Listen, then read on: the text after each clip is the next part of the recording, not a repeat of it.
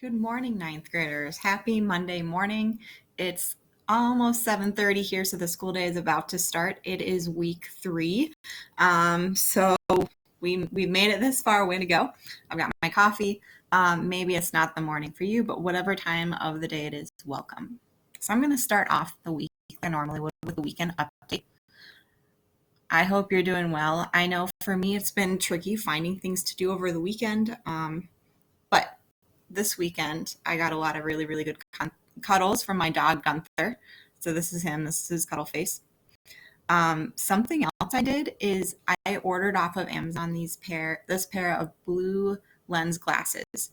And if you don't know what those are, they're supposed to really help your eyes when you're staring at a computer all day long or staring at a phone. It's supposed to protect your eyes from the blue light.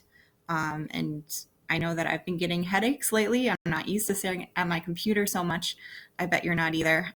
So I feel like I'm still adjusting. These are supposed to help with that. The research, according to WebMD and stuff, is mixed if they actually help. So I'll keep you posted. Maybe some of you have some blue lens glasses. You should let me know if they work for you. And then finally, back in the day, I had Pokemon Go on my phone when it first came out. I've since deleted it. With the weather getting nicer, my husband and I both re-downloaded it. So this is Charmander, my starting Pokemon. It's been a good excuse to get outside. Okay, so I have some tips for you for week 3. This is something that I've been doing because all of my days are blending together and it makes it really, really hard to motivate or even to know what I should be doing each day. So I've started making a weekly calendar and mine looks a little bit like this.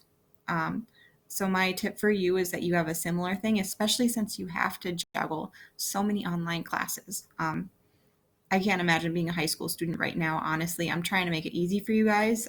If you're struggling, though, come to my office hours. But hopefully, a calendar like this will help. So, what you should do is at the beginning of the week, just look through all your Schoology courses and see what to do for week 3. You're going to write everything that's due on this calendar, maybe make goals. What do you want to finish by Tuesday? What do you want to finish by Friday? So, everything that's due should go on this calendar. And then as you finish your complete task, you can cross them off. That way, in the middle of the week, you're not just really stressed because there's something hanging over your head and you don't remember what it is or what assignments do. So this is a really good place to keep track of it visually. Something else I like about this is my goals. You can put some personal goals on here, something fun to work towards, or maybe you don't like math class. You finish your math homework before Wednesday. You treat yourself somehow or give yourself some sort of reward. Okay, so my tip, maybe use a calendar. Okay, before we go on and talk about what is due this week, I just wanted to tell you just about hard deadlines and do some housekeeping.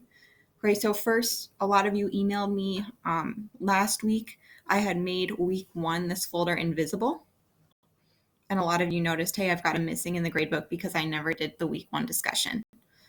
So I made this folder available again so you could go back and complete that late work. I'm going to read this message out loud to you. It says, 9th graders, if you have a missing in the gradebook for a previous unit, you have a little bit of extra time to work on it. So in the future, that means starting this week, on Monday night, I will always close out the previous week and open a new week of classwork.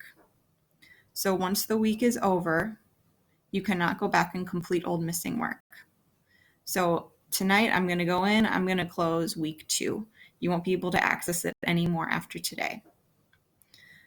I'm not closing out the previous weeks to be mean. I just want you to stay caught up with your work and not get behind, because I don't want you doing the entire 3rd trimester of English in 1 week at the end of the year. That sounds so stressful, and there's no way that you're going to be doing quality work if you're procrastinating that much.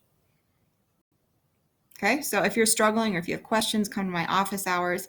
Also, it's going to be closed out, but say you have a very special circumstance. So if you don't have access to internet for the week, some sort of a problem there that keeps you from getting to your coursework, or maybe you get really, really sick and that puts you behind in all your classes, make sure you email me and then we can talk about an extension, or come to my office hours and tell me about it. Also, because we're still technically in school, if you get really sick, you should technically be calling the attendance office as well and letting them know. That way you officially will have an excused absence for school. Next, I have been trying to be really diligent about upgrading the gradebook. So you should be able to see what have you turned in, what's still missing, what grades you got for different assignments. So make sure you're still checking student view pretty regularly, at least maybe once a week. Say you're checking student view, you notice you got a 1.5 on something. You're shocked, you thought you should have gotten a 4. I've been trying really hard to put in really helpful comments on Schoology. So if you got a 1.5 for your discussion for week 1 and you don't know why, what you can do is you can go back into week 1, check out that discussion, because right next to your post, there's this little box in the corner. If you click on it, it will show you your grade, and then I will have written a reason about why you earned that grade. A lot of you earned a 1.5 this week because you just didn't have the length requirement. So make sure you're going in, you're using very specific examples from the book when you talk about your discussion, and that it's long enough. So it needs to be 4 or more sentences. This week it should be 5 or more sentences. And then finally, in Google assignments, like your notes for the week, I also have comments in there. If you look where the submit button is after you've submitted it, if you click on it, you'll be able to see your grade and then read the comment. Okay, so again, if you don't earn 4s, go in. The comment should tell you why you earned the grade that you did. One last tip that has come up this week is a couple people, because I know Schoology is still being really sketchy. I don't think Schoology has ever had this many people on its server at one time. And so things are getting really messy. I think it's getting a little better, but still.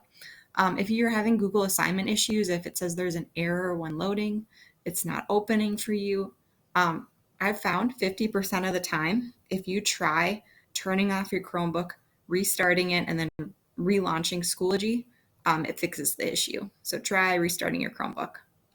If that still doesn't work, it's probably not your fault at all. That just means I probably need to get you the assignment a different way. So if that doesn't work, email me, and we'll make sure that we can find a way for you to get to the assignment. All right, finally, week 3. This is what is expected of you. Nothing too new or crazy. First, watch my hello and instruction video. You're doing that right now. Way to go.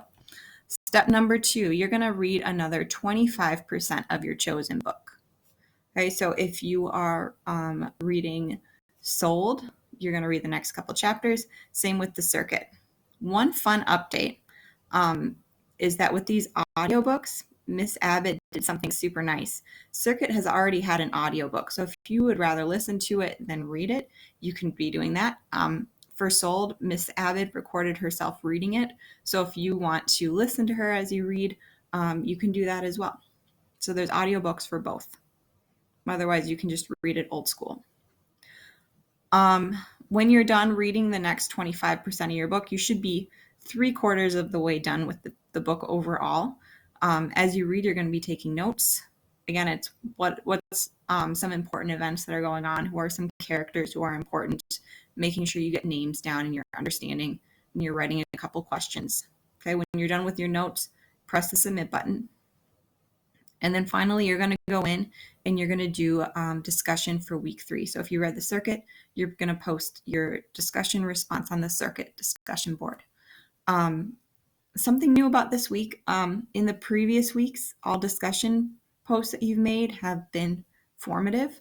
This week, we've had so much practice that this discussion is going to be summative. So make sure you especially go back. If you did not earn a 4 on previous discussion posts, go in, read my comments, figure out why, and then make sure you're extra careful with your post this week. So make sure it's 5 or more sentences. You're referencing specific examples. Instead of just saying the main character, actually use the main character's name. And always with proper nouns like names, make sure that they are capitalized. Also places too. If if you're writing about Mexico or America, those are two countries that you need to capitalize. Okay, so again, going through the checklist, read your book, take some notes, do your discussion prompt, which is summative this week. And that is all I have for you. As always, I hope you're safe. I hope you're doing okay. Here's a final quote I have. The hard days are what make you stronger. I think as the quarantine continues, it's really, really hard to distinguish like what day of the week it is, what's going on, even how to be motivated. So hang in there. I think you're doing great. You guys surprise me each week with your resilience. I'm proud of you. Come to my office hours if you get stuck. I would love to help you.